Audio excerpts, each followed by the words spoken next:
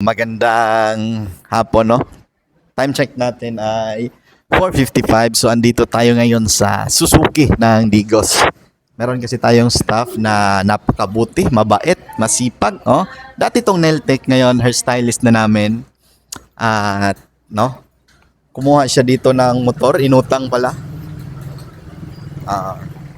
Nangutang siya dito ng motor. Ang problema, hindi siya na-approvean.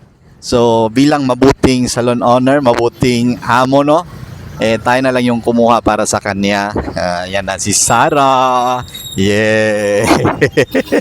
Hi ka muna, Sar. Yeah. Magbayad ng ano, ha? Butang diyan, ha?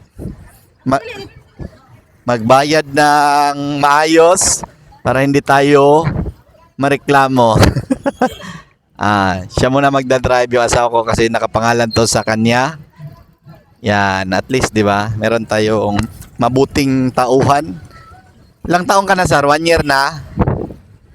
Yan, wala pang 1 year yan si Sarah, pero napakasipag na empleyado. Maging mabuti pa tayong salon owner. Tumulong tayo sa ating mga tauhan, no? Lalo na sa mga mabubuti. Bye. Magandang hapon.